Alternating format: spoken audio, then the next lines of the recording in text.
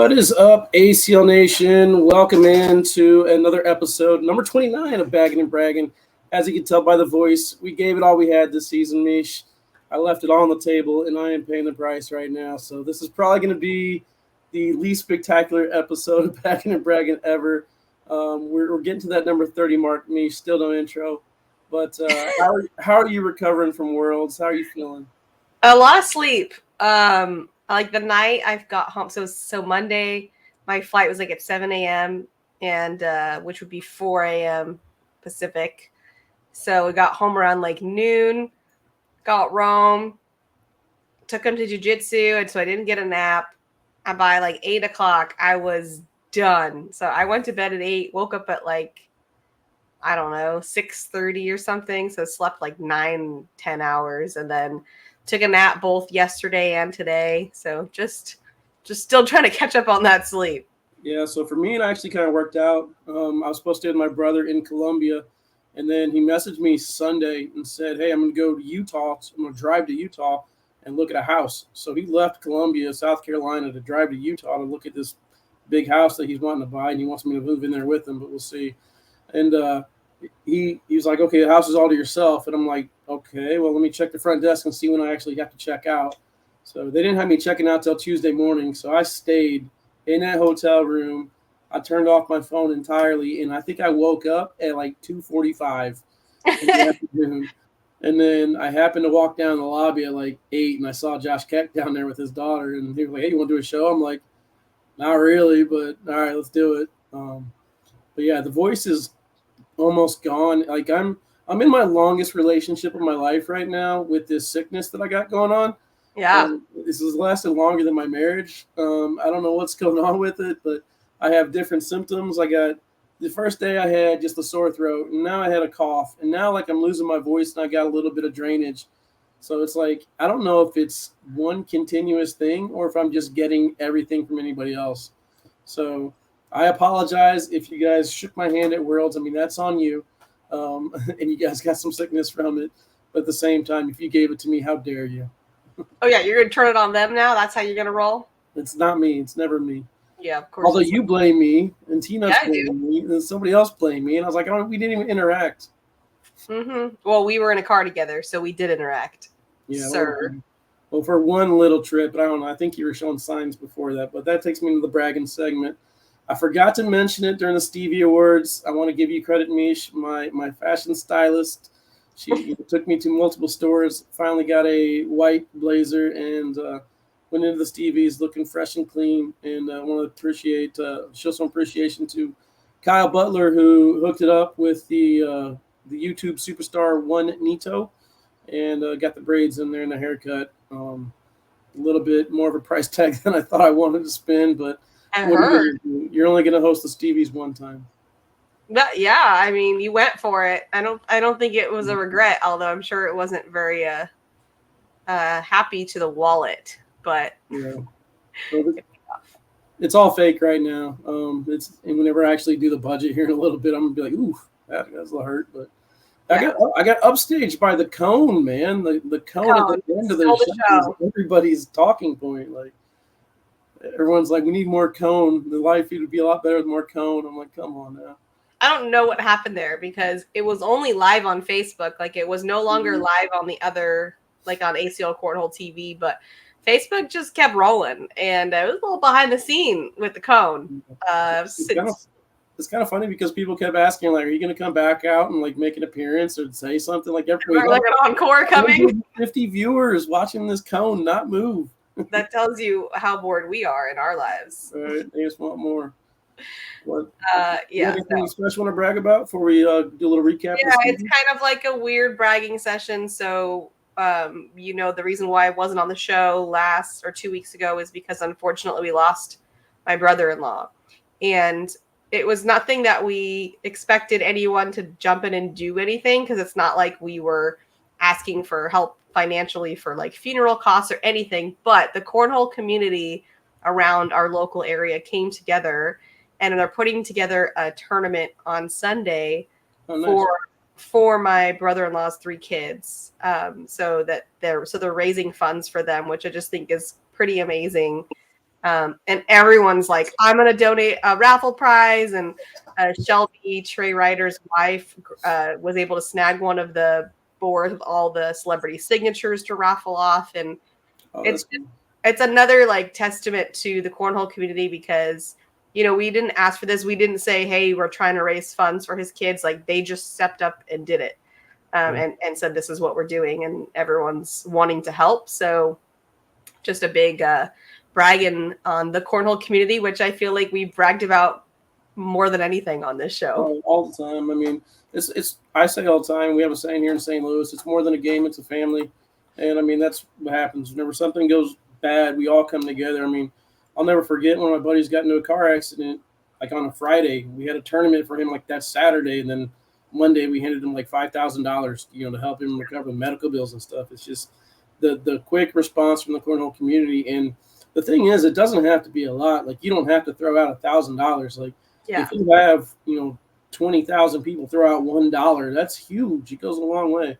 And I think for the most part, the cornhole community gets it.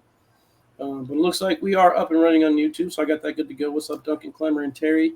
I do want to do a real quick recap of the Stevies before we get our guests on. So what we got going on today, guys, we got our first partner reveal of the season. My boy, I'll mention Justin Duke here in a little bit. He's going to come on and reveal his partner. And then our special guest for today, I think he had the game of the week, Jake Brannon, fellow commentator on court number 4.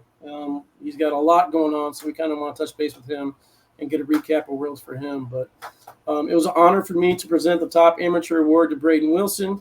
Obviously, you guys know, I believe, Meesh, way back in New Mexico, I said, don't be surprised if we don't see Braden Wilson in ACL Pro. Congratulations to him. He earned it, top spot for open points. The Road Traveler Award goes to Alec Ryan.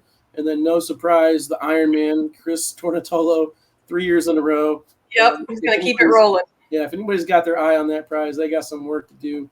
Ashley Kearns, the Bag Tracker Award. And then we got some directors, Ashley Kearns, Jim and Wanda Swank, Kathy Rockwell, Brad Sebi, Sean Sabian, Amber Rogers. The game of the year ends up going to Tony Smith and Jake Krasinski against Mark Richards and Philip Lopez. I mean, that was, 50-some minutes on ESPN. That was amazing. That's when I was getting fed French fries from BJ Turner from Siva in the background, and we just had a blast there. Shot of the year, cell phone coverage. I don't care. It was an amazing shot. Alex Hicks with the Penguin to win the game. The leadership award goes to Adrian Johnson. The breakout player of the year, rightfully so, goes to Jacob Gore. Rookie of the year, Justin Burton Jr. The Rockwell Award, this is where it got all emotional, Maudlin, and then Baldwin. And then the MVP goes to Tony Smith. And then I think the team of the year finished out was KB and Eddie, right? Yes. If there's any way they can take that from them. Cheyenne, I believe, got Woman of the Year. And then Man of the Year, did that go to Tony? I think it did. Yep. It did? Okay, cool. So, yeah, a lot of awards, a lot of fun times. Apologize for the rap if you guys didn't like it. But in the words of Michael Scott, you miss 100% of the shots you don't take. So I tried. Michael Scott. All right, we're going to take a quick break. We'll come back right after this.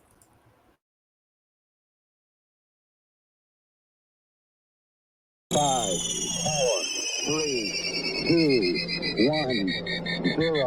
All engine running. Liftoff. We have a liftoff.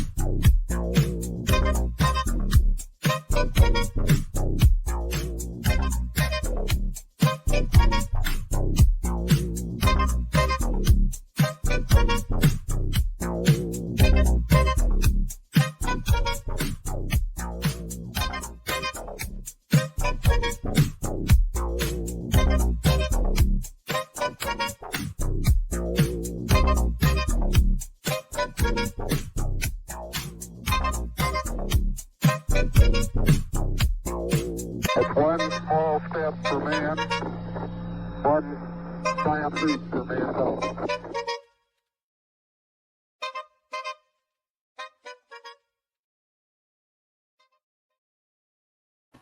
Welcome back, everyone. It is time to do our partner reveal. So we hope to bring you as many of these as we can in the off season. It's an exciting time.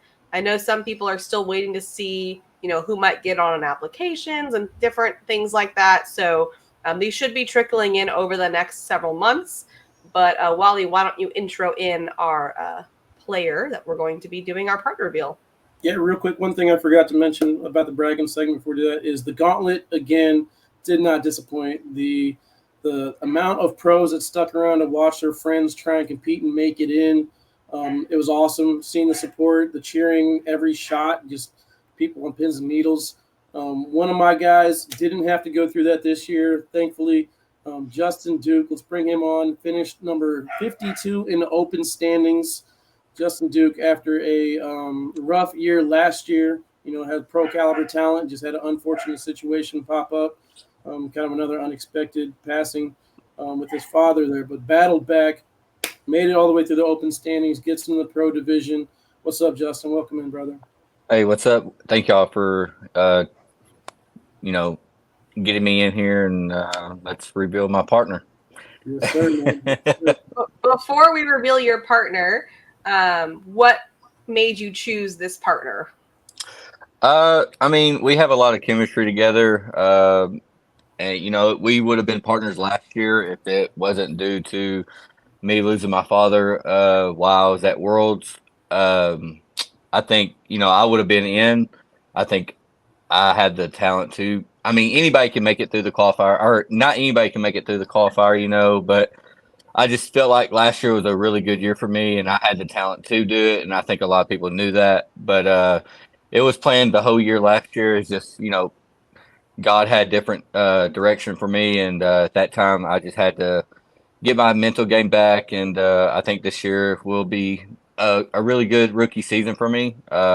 Long-term goal, rookie of the year, stuff like that. But, I just want to have a good year, and I think I'm here where I belong, and I hope it shows in the next coming season.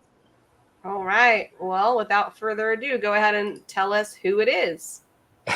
So I think a lot of people know. Like I said, last year would have been a good year for us, but this year I'm going to be partner up with Josh Glover. Josh Glover. What up, brother? What's going on? Welcome in. Out there in Tennessee? Nah, I'm Mississippi backwoods. Mississippi backwoods. So I can see you outside enjoying some fresh air. Probably the only place you get service. Not too fresh, just a little hot out here. I'm pretty sure Josh is at a blind draw right now. Oh yeah, grind never stops. All right, so let's talk about it. Last year, Josh, not the season you guys obviously wanted. Your pro doubles partner last year was Jay Corley. We got a chance to see him a little bit in the qualifier and blind draw stuff, primarily throwing BGs. And, we know that you're a fly guy. Situation, an issue for you guys there is you guys finished, 68, so just outside the top 50? Or you just never guys clicked? Or what's the reason for the switch? Bag choices were really the biggest issue. I felt like I can't throw BGs very well. Like, just something with them. I don't know why. And he struggled with the fly bags. And I think out of all 4 nationals, I think we threw a different bag every national. No, that's not ideal. So it doesn't help out very well when you're trying to get used to something, which we couldn't. Right. I can't see your T-shirt on there, but is that a fly T-shirt? Oh, no, this is my wife's. She started something called Walk of Shame Cornhole. So you guys had a bag situation lined up with fly? I know you guys are real tight with Eric. Are you guys still kind of up in the air and seeing how things are going to go? I guess I could chime in. I've got my fly stuff on now. We'll leave that all up to Eric for the upcoming season. I don't want to get into, speculations here and there, but, I don't have a contract. I know Josh does, so I'll just chime in on it. And it's just, we're going to throw whatever's best for us when the time comes to make a decision. And I know it's just my rookie year, and Josh has already been there for a year, so he knows a lot about, stuff like that. So I'll just whatever comes our way, we'll throw. And I think we're two talented guys, so I think we could, have the right time with the right kind of bags. We can, make a top 50 push for this upcoming season. Yeah, well, you still got plenty of time. I mean, you guys actually have more of an off season than we do. I got 2 weeks and I'm right back at it for Spencer. It's got some more work to do. But Josh, can you offer any advice for Justin? Coming off of your rookie season, some that you made a mistake, or maybe you kind of learned your lesson from that. You hope he doesn't follow your path that way. I mean, only thing I say is don't take anybody lightly because you get your butt whipped quick. That is fact. Yeah, I mean, I felt like this year the best national I threw at was Portland, and I went 0-2. And the worst one I threw, I went 3-2. So wow, it just goes to show you it doesn't matter. You can win on any given day and lose on any given day, no matter what you throw and how you throw. I was just gonna say, what do you think about the difference between the shootouts, like a 10-round limited versus a play to 21? Because I know a lot of times rookies struggle at first with those shootouts because they're not used to the 10 rounds. Shootouts were actually probably some of my favorite game style. I love the 10, 12-round game style. I felt like the first shootout was Myrtle Beach. I think it was tied for third in my bracket. I was up on Philip Lopez. I was up 9 points in round 9 and give up like a 10 or something. And it was because that was my first shootout. I wasn't prepared. You need to play safe, conservative, don't chase stuff. And I didn't do that. And I got myself beat that game. Yeah. I think that's going to be that's a big moneymaker, right? That shootout series. So getting good at those 10-round limited, 12-round limited is important. Oh yeah, definitely. I mean, that's to me that game style, or the round limited, is just basically you just run bags and just hope you run them better than the next person. Yeah, no doubt. I know Tony Smith always says that. He says, it's luck of the draw. So like, I usually hit my air mails, but if I don't and it's 10 rounds, that's it. I lose. It is what it is. So, Justin, are you looking forward to that different type of formats? I mean, being on the outside and not a pro, that's something you didn't get to participate in. Are you looking forward to the shootouts, or what's something you're looking forward to the most for your rookie season? So I think the number one thing that I'm looking forward to is teams event. I mean, I watched a lot of teams event this year, and I know Josh had a great time at it. And I hope I do get drafted, on a team. I don't care if it's a good team or not. I just think that's the number one, like the most fun that you can have all year is the team event. That makes me so happy to hear that, because we're really hoping players get on board with the team event. All right, unfortunately, we are out of time, guys. We thank you so much for joining us. We're going to hop to a commercial, and when we come back, we'll bring on our next guest. But thanks so much for coming on. All right, thank you. Appreciate it. See y'all. Good luck this season. All right, thank you.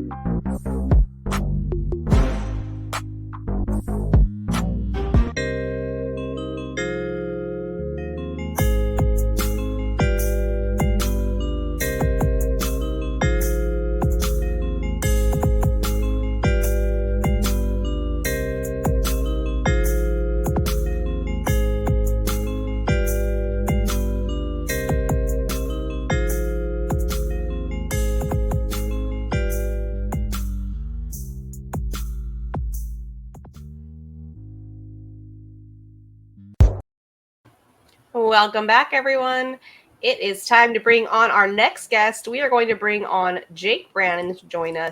If you don't know Jake, he is Court 4. If you're watching the live feeds, Court 4 with Allison, and also played a lot of cornhole at Worlds, went through the gauntlet, had a pretty incredible game that I know was a heartbreak for you, but put on a show for everybody watching. So welcome, Jake, to the show. Thanks for having me. Happy to be here. Excited to be here. What's going on? Oh, man. Just winging it, trying to survive another day, man. I feel you on that one. All right, Jake. So the first viewers in YouTube, you guys want to ask any questions? Feel free to hop on in. Sorry, Meesh. Oh, it's okay. Well, we're going to start off with highlights. So we're going to look at some highlights together, and then after the highlights, we'll take a break, and then we'll come back. And if anybody has questions for Jake, we will get them answered at that time. But first, let's get into the highlights from Worlds. Here we go. Full disclosure, have no idea what we got here. We got about 24 minutes of highlights. We're about to find out. So I figured we'd chop it up into 8s and then kind of see what we got there. So we got some decent shots. This looks like this is from the Tournament of Champions, maybe. This Escueda's taking on Mark and Phil. We're kind of going to spoil the lead here a little bit. Jimmy Humans and I are going to do a show right after this. We're going to break up partnerships. And we had a partner review right there with Justin and Josh. But what do you think about the boys sticking together there, Mark and Phil? It's a huge topic right now on Facebook and the internet. I think they are. I don't see why they would break up. I mean, they're right. But you never know. They're top 5, top 10 team in the country. I mean, it'd be silly to break up. But with that being said, with all these top free agents, I mean, everybody would dream to be able to play with Mark Richards. Yeah. So you never know. Yeah, so the money's not gonna lie. Jimmy, possible pairing right here on the screen. Just saying. Right there. Boom, boom. Yeah. See Jimmy. That's what I was thinking. Yeah, I don't know how they would get well together because I mean, like Mark is, methodic and slow, and like Harbaugh's gonna take some risks. You know what I mean? Like I don't know how they would mesh as far as on the boards. Great shots, absolutely. You also have to think the two alphas, right? Yeah. That doesn't always awkward work. Timeouts right here. Awkward time. Oh, that's right. He was trying to figure out if he had a timeout. Yeah, Devin was trying to talk me like, "Hey, there's no way he's scoring here," and Mark was like, "Yeah, I'm gonna take a timeout right now and see how to score." But it was a pretty good match. Not a bad season. Congratulations needs to be said there to Vincent Frisch as well, punching his ticket as the pro next season, making it out of the PDC. So I wonder who he's going to partner with. I'm very curious. Yeah, that's something to say as well for the PDC. I'm not sure what's going to happen with the PDC next year, but young players, it is possible to come out of the PDC and earn a pro spot that way. Yeah, that was the one thing I noticed. They had advanced and PDC together in singles. Vincent Frisch was the only PDC player to win any of the singles brackets. Yeah. Wow. Big shot right there for the win there from Mark. Crazy. Yeah, we saw a big, range of talent this last Open. I mean, going all the way from the USA Cornhole, World Championship, sorry. USA Cornhole, singles, doubles, seniors, into the Open Teams event. I didn't get a chance to broadcast that, but Jake, you participated in that Open Teams event, man. How much fun was that? Oh, dude, it was an absolute blast. Being able to play on a team with the likes of, Tony Smith and Hunter Thorne. I mean, it was awesome. Like going into the rounders, we had lost our first game, and I just it was a little piece of the back of my head. I was like, man, this is gonna stink. We're gonna suck. And then I don't think we lost another game until like midway through the bracket. But it was a really fun time. Like all 8 of us meshed really well together. It was a lot of fun. There from Fisher. I don't even know if I remember that one. Did you see that? That was nasty. Yeah. Well, whoa. What'd you do, Wally? There it is. I want to see it again. I don't understand how it happened. Got one underneath, one on top, slick side. I don't know. Around the I don't know how it doesn't go. Okay. It's crazy. Wow. Hear the dog? I'm sitting upstairs. It's amazing. Having such a great time. Yeah, I hear the dog. Dog thought it was a good shot too. Well, the thing that worries me is that if your dog starts barking, my dogs are going to hear it start barking, and it'll be just chaos. I mean, I can go get my dog from upstairs too. Mine are fast asleep at the moment. Let's hope it stays that way. Yeah, it's always nice, like when you come home from Worlds and you're like just absolutely exhausted, and then strange dog in the living room. I guess I'll have to take care of this thing. With no like- messages. No one told me anything about it. So it's weird. You just had a random dog. You don't know whose it is. I mean, that's my sister's dog, but I didn't know it was going to be here when I got home. Huh. And then nice collect. I mean, Jamie Graham was on one. Jamie Graham was I'm on an one. absolute The eater. path that Jamie Graham went through on our court in singles to get all the way to that finals, Dude, insane. ridiculous. All right, so this might be This- qualifier. This Yeah, is for qualifiers. Yep. Okay, PJ Knott, a name I think we'll see next year in the pro division. I'm thinking Cedro and PJ make a good team. They throw together quite a bit. You know, I've heard that Cedro was going to retire the past like 5 seasons, and then he keeps coming back. He just keeps coming back. Brian Lee, ACL pro wannabe right there. We make fun of him all the time. Lives and dies by the airmail, but right now he's dying by a good That shot was from the other nice. side. Who's that guy on the right? Yeah, who is that guy? ACL heard pro of Trevor Brooks. Yep, he's a pro. Yep. He was on one yesterday too. Yeah. Sunday. You got. I mean, there's no bigger cheerleader for Jamie Graham. Big shot on the other side. Yeah. No bigger cheerleader for Jamie Graham than Trevor Brooks. It's good for Yeah. the game, and then whenever you get Berkeley Perry doing the same thing for Trevor on the other side, Mm-hmm. good stuff. So hopefully it'll be a fun season. Ooh, Ryan Trader. That's just a little practice round there. Ryan Trader showing Tanner what's up. my guy Angel Camarena. Yeah. I love some people in the crowd rocking the halos. They even brought me one They over were- at one point. They were Yeah. pretty cool. The halos were a thing. I saw it like randomly in the building. I'm like, what is going on? And then I'm like, oh, that totally makes sense. Duh. Angel fans. Oh, here we go, Jake. Oh yeah. Oh, here he is. I don't remember what this was. That was just an airmail. Oh, that was it was warm up. good. That was a practice round. It was not just an airmail drag. Yeah. Did you get a chance to go back and watch this video? I tried to a little bit. It was hard. I watched Yeah. I watched some of the rounds. Yeah. I watched a lot of my advanced singles matches on Saturday. But yeah, it was I'll probably get around to watching it eventually, but I it's gotta still an open wound. That was the ugliest. I had a great call there. I Yeah. think Sean Latham was like, it's a bunk bed. I was like, there's not much room for activities. And then boom, Ben hits the backside right here. I cannot believe he hit Crushes the that. dreams. See, like in my head when I was sitting in that crouch, I was like, man, what am I gonna do when he misses this and I win the game? Like, am I gonna yell and scream? And then he hit it. I was like, shoot. Just thinking of your victory. Yeah. I don't think And then- anybody saw him hitting that one. No. Is this his doubles, I guess? There's a singles action. Yeah, Josh Holland was actually much better at Worlds than he was pretty much all season. Yeah, and that was the thing is like whenever Mark Richards lost to Samantha Finley. By the way, shout out to Samantha Finley. I think the upset of the tournament, taking out Mark Richards and the nail biter. And then once that bracket opened up, I kind of felt like Josh Holland had that bracket to lose. Yeah. And then of course Jamie Graham decided to come out of nowhere and just destroy everybody. Crushing dreams. Yeah. Wally, you lied about the time of this. Look how much time is left. We don't have this much time. We're good, Meesh. We're good. I would never lie to you. Yeah, no, I'm supposed to already be moving on to the commercial. And look at how much time is left. Uh-oh. There's 1 more minute left of this, but if you want to go to commercial, we can. That's not 1 minute. Meesh, I'm telling you, I know what I'm doing. Jake, do you see what I'm seeing? I don't really see anything. I just see the clips rolling. I don't see a timer or nothing. This All is right, 7.5 minutes. Before we go to break, we got some people in the YouTube chat, guys. We're gonna take a break, and we come back. We will get to your questions. We're gonna have some fun with Jake, interview him, ask some questions about. Let's go. Ask me some questions in the chat, y'all. Let's go. Yeah. So basically, there's like a big black spot here in the middle niche that separates the first part to the second part. So when we get to that black part, we're done, which is going to happen here in like 40 some seconds or whatever. But I get it. before we Okay. do that, do you see Trey's Slack message? Slack Yeah. message? Yeah, the new or a big announcement that just happened, reaching 1 million followers across all social media platforms today. Wow. Wow. American Cornhole League. A million's a lot.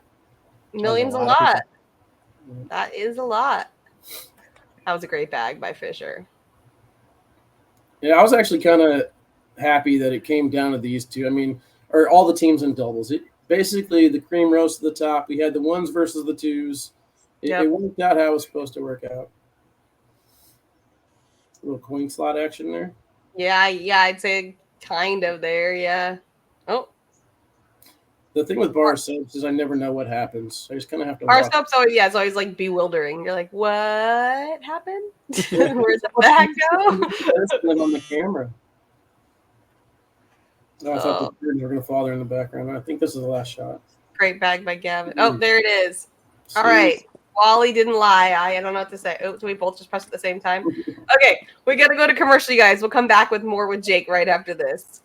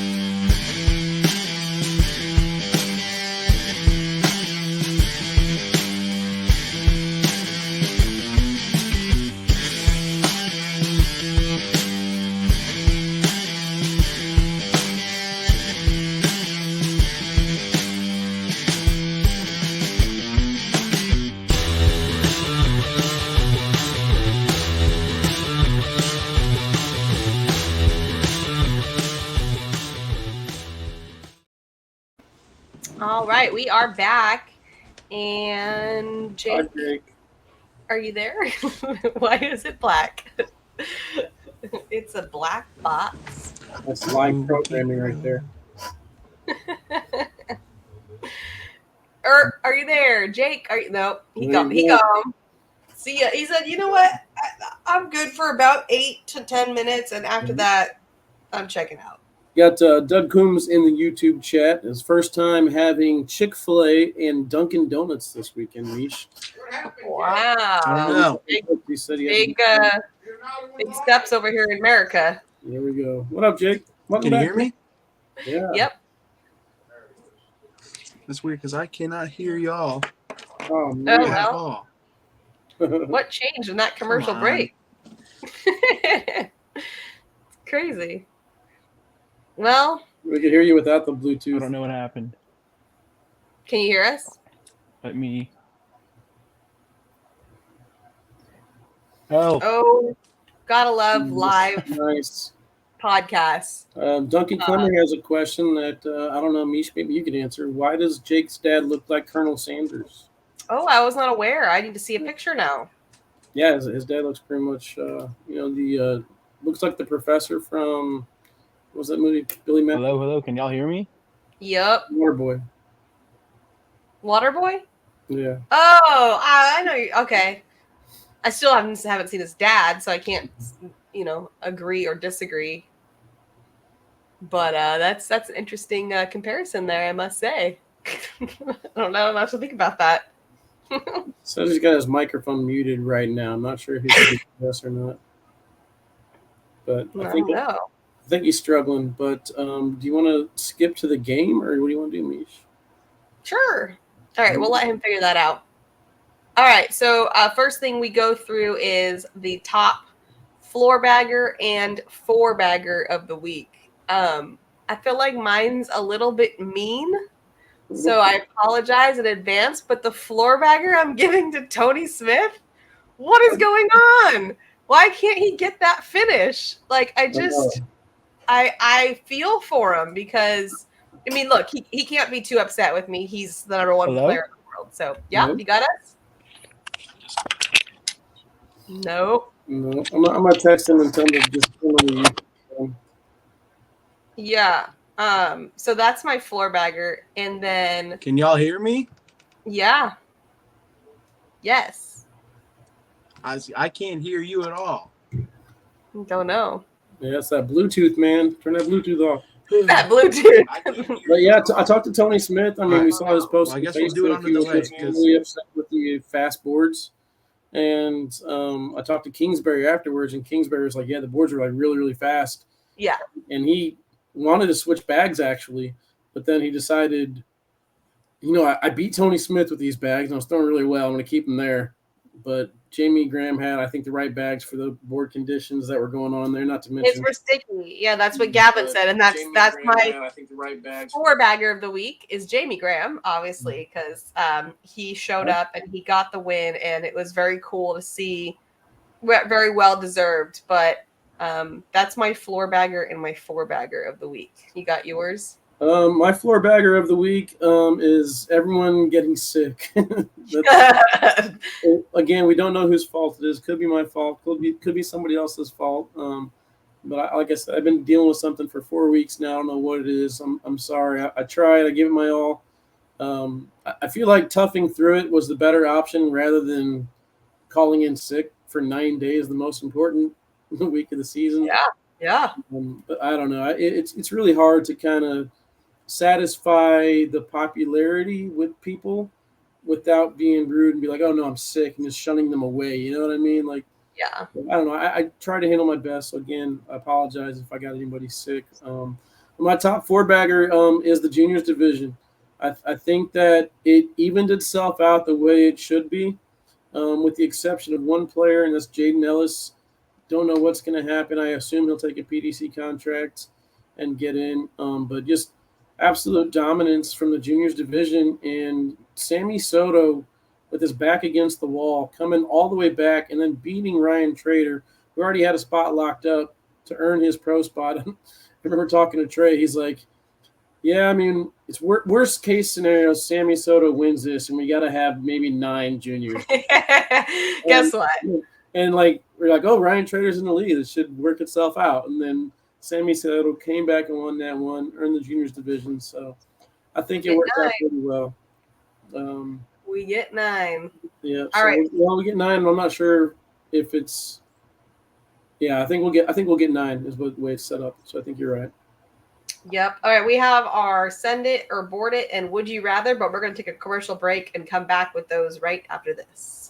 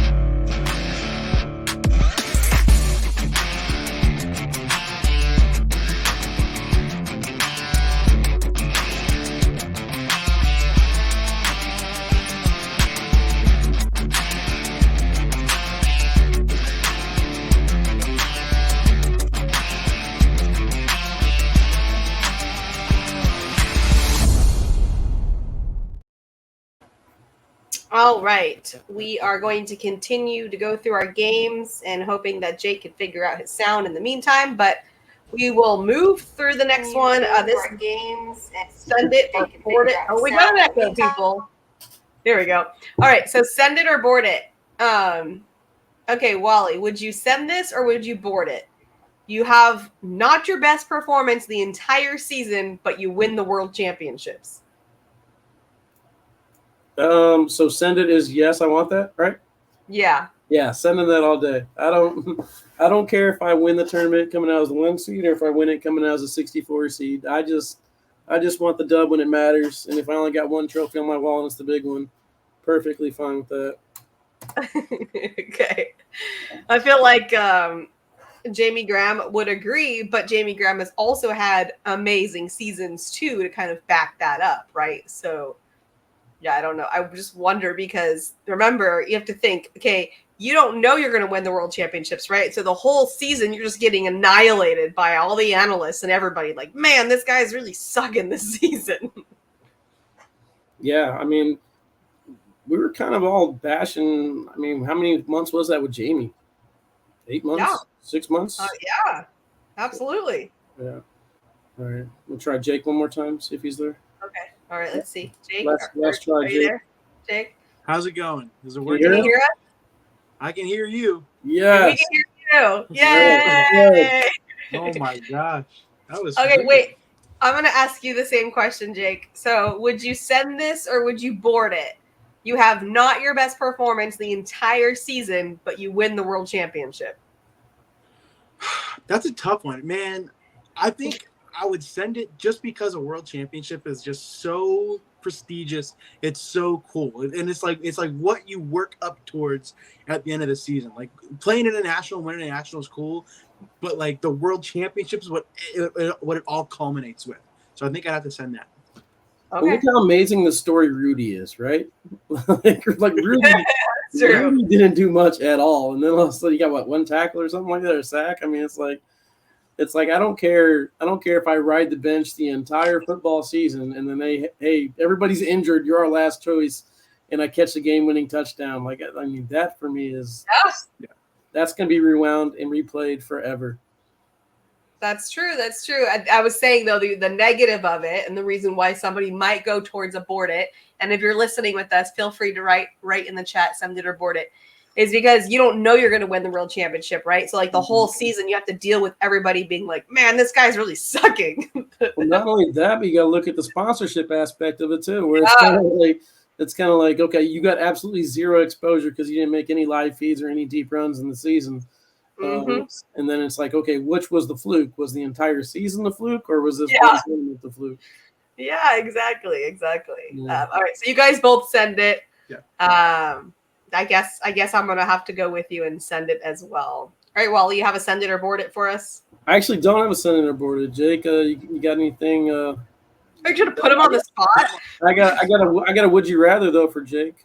Yeah. Okay. All right, I have one as well, but you go first. right, so Jake, would you rather be a commentator for the ACL for the entire season with one ESPN broadcast at the World Championships, or be a pro player for one season with Tony Smith as your partner? Wow, man, that's tough. I think I still have to go the commentator route, man. Mm-hmm. I have not had more fun with cornhole at all until this season. Being able to travel and go to all these different places, but also be able to like work, sit, and watch the best players in the world compete is just something that I find so fascinating and so cool. And then being able to do that on ESPN too, if like in the hypothetical sense, sounds pretty sick. Tony Smith is cool, and don't get me wrong, I like Tony, but being able to get paid to do all that and be able to talk about cornhole is a pretty awesome job. Yeah, you're not wrong. Obviously, that's the route I chose because we all know how close I was to making pro. I had to make a big sacrifice. No, I'm just kidding. I'm a solid 5.5, 6 PPR. I'm not even close, but that's okay. All right, ready for my would you rather? Ready. All right. I thought a lot about this throughout the day on Sunday. Would you rather be the 9 a.m. group or the 2 p.m. group on the pro qualifiers? The 9 a.m., you got to wake up early, but you got that big old gap in between your play and the bracket. The 2 p.m., you get to sleep in, but now you got to just go keep playing all the way through till what time did it end? Like midnight? I think midnight, yeah. Yeah. Well, I had the privilege of being in the 2 p.m. group, and I would not want it any other way. Okay. I get to sleep in, so I get to catch up on my sleep. Especially because I was in the 9 a.m. group for the advanced singles, so I'm Okay. flip flop. So I got to be able to sleep in, and then once I went 4-0 in the first group, so being able to just roll right into that, stay hot and going into the second group, I think helped out a lot. And had I had a long break like the people in the first group did, I'm not sure if I would have been in the same position that I was. Okay, because my thought was if I'm the 9 a.m. group, I'm napping before bracket, right? Yeah. I don't know. Wally, what do you think? So I was actually in the 9 a.m. group last year. So Okay. I have the other end of this, and I got to say it sucked. You're so antsy and so anxious the night before. You're just ready to get at it. You really don't have much sleep. You get the alarm at 6:57, 6:58, 6:59. Hit the snooze all you want. It doesn't matter. You can wake up an hour early, wake up 10 minutes early. You're just not prepared for that first bag. And then my first match was against a pro, and it took me about 5 or 6 rounds to get into it. Luckily, I came back and won that one. But then just the board conditions started to change already. By the bodies coming in there, the people start throwing on the boards. The board's condition changed by the time I got to round number 3. And I felt like I was tired. I lost a little bit of focus. I lost my match, and then next thing I know, I was eliminated. And like I think a part of it was because I lost my concentration. I'm looking around for like my friends. I talked about this before. I played Kevin Whitaker, and like all the South Carolina people were just cheering for him like crazy. You know what I mean? And I'm looking around, but all my people, they don't come in until 2:00. So like the Louis folk, they weren't there yet. Yeah. But not only that, but yeah, the board conditions would change entirely. I think from the 9 a.m. finish all the way until bracket play at the end. So. All right. I will say the one downside to having the afternoon session is I had lunch at about 12:00. And I did not eat again until I got back to my hotel room at about 12:45 in the morning. Crazy. 12 and a half hours later, which stunk. But yes, that's not ideal. No. Although that does prepare you for pro because that's what most pros do on a weekend, which is horrible. But that is the reality of what they do because they like don't want to mess with anything. They're like, I'm playing hot. I'm just gonna roll through it. Like, never forget Alex Rawls when he won singles. And he looked at me and said, I haven't had water in like 10 hours because he just was like playing well and didn't want to do anything to change anything. And I'm like, this is not healthy. Well, did you talk to Jamie Graham? I think he only got 4 hours of sleep before singles. Wow. No, I didn't ask him how to sleep. That's crazy. Crazy.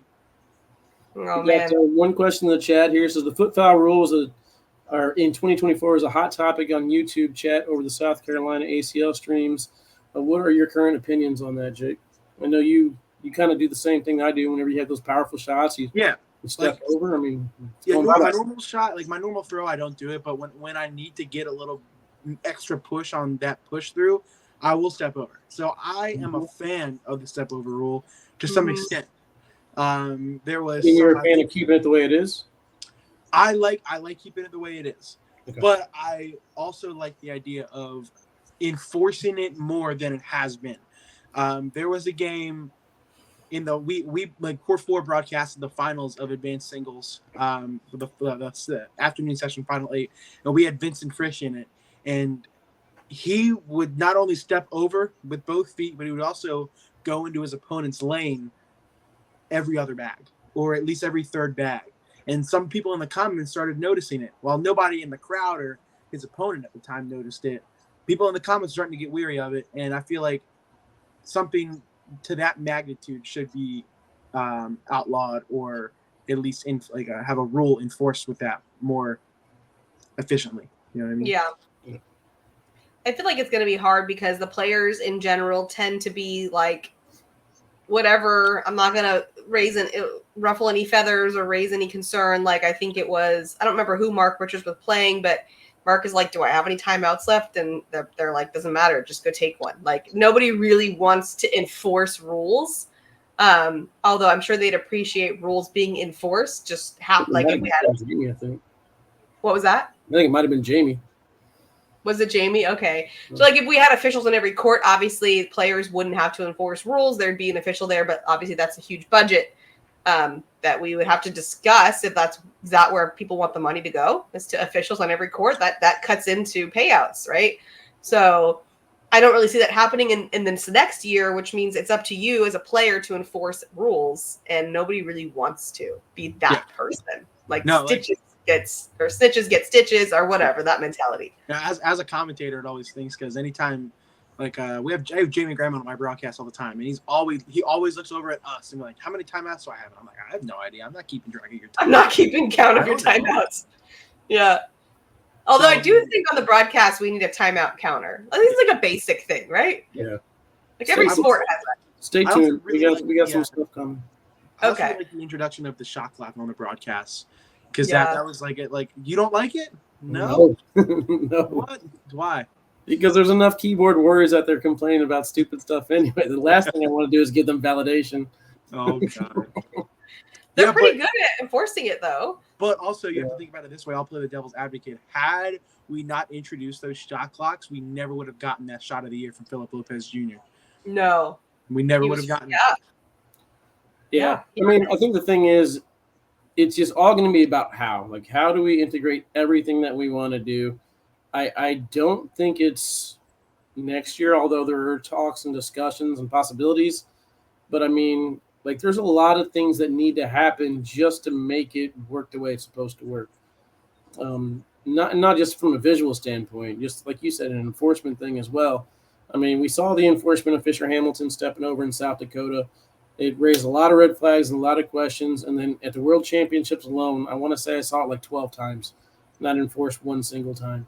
So the ACL knows, they agree, we got to do better on this. We just got to figure out how. How do we make it happen? I mean, an open is one thing, but 132 courts at Worlds with the biggest prize package on the line, Yeah. I mean, it's going to be hard to do. Yeah. Yeah, absolutely. My question is obviously piggybacking off of what Wally said, but, the big question for you is, are you going to go the commentator's route? Or are you going to go the pro route? You said that you really enjoy commentating, but if it meant that at our events you literally couldn't compete, like, would that be a deal breaker for you? There's a lot of things that are still up in the air, because there's still a possibility that I could becoming a full-time broadcaster, but we don't know that yet. There's a chance that I could still compete. I could compete in our conference qualifier in the next couple of weeks. I may do that. A lot of my friends and like locally want me to submit an application. I don't really know if I'm going to do that yet. There are a lot of things that are up in the air, but if I had to come down to it, broadcasting is a lot more fun for me, and it's what I went to college to do. Right. I love playing, and I'm so competitive of a player. But you have to like sit down one day and realize that what is going to benefit me more in the future, getting like a full-time career, and commentating broadcasting is absolutely the way to go when it comes to that. So that's where I'm at right now. And then commentating on a live stream court is totally different than broadcasting, right, in terms of audiences. So this is something that we were talking about with Jacob Schrantz, who came on to Court 3, because he's also going to school for broadcasting. Yep. And so he's trying to do what you would do on a play-by-play on ESPN, but I'm like, but this is different. These are hardcore cornhole fans that this is not the person randomly looking on TV and going, oh, look, cornhole, I'll stop for a second, to where they're going to appreciate when Jeff McCarricker repeats for the 40th time that this player, played baseball in college, right? But like our audience is like annoyed. Like, come on, we know. Like, stop teaching us how to play the game. So like, what do you think about the difference in the two? No, I mean, I think they're both essential to grow into the sport of cornhole, because you need your Jeff McCarrickers who describe and introduce the game. Because if you're like flipping through channels one day and you see cornhole, let's tune in, you can listen to Jeff and realize and like understand what's going on. But then you also need the analytical side of things, like what Trey does and what Anthony does, and that's slowly what I've learned as I've gotten into the cornhole commentary. Because that, like, I was just like Jacob when I was going to college. Like, I want to be a sports broadcaster. I want to be like the next Joe Buck or the next Matt Baskers or whatever you like, no matter what sport it was. But as I've gotten into the cornhole commentary, cornhole broadcasting, I've realized that I really like the analytical side of things. I like what Trey talks about. I like what Anthony talks about when it comes to breaking down the game of cornhole for the more advanced, the more experienced players who watch. So if I can have any sort of experience doing that in the game of cornhole, I would absolutely take that and run with it. So, yeah, I mean, both sides are really essential because you need the basics, but you also need all the little details for the people who already know how to play cornhole and all that stuff. Yep. The color. You like the color. Yeah.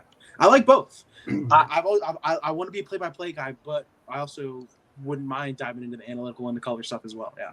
That's pretty much where Wally sits. Another hybrid. That's my problem right now is I don't know where Yeah. everyone.